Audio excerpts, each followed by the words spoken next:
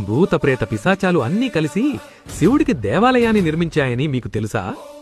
గరుడ పురాణం ప్రకారం భూతప్రేత పిశాచాలు ఇవన్నీ ఏ దేవుడి గుడి లోపలికి వెళ్లలేవు. కాని ఆ భూతప్రేతాలకు, యక్షులకు, గణాలకు అధిపతి అయిన శివుడి గుడి లోపలికి మాత్రం వాటికి అనుమతి ఉంటుంది. అందుకే ఆ మహాదేవుడిని భూతప్రేతాలు భూతనాథుడు అని పిలుచుకుంటారు. అందుకే మహాదేవుడికి వీళ్లు మంచివాళ్లు, వీళ్లు చెడ్డవాళ్లు, వీళ్లు అసురులు, వీళ్లు రాక్షసులు ఇలా ఎటువంటి తేడా ఉండదు. ప్రతి ఒక్కరూ ఆ పరమేశ్వరుడి కంటికి సమానంగానే కనబడతారు.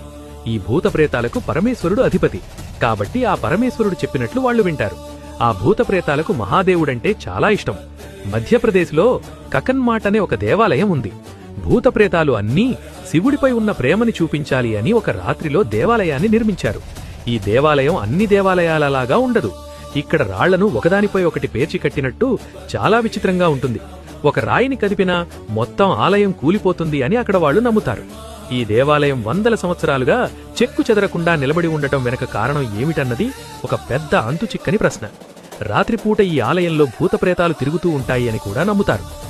చరిత్ర, ఆధ్యాత్మికతను ఇష్టపడేవారికి ఈ దేవాలయం ఒక ప్రత్యేక అనుభూతిని అందిస్తుంది.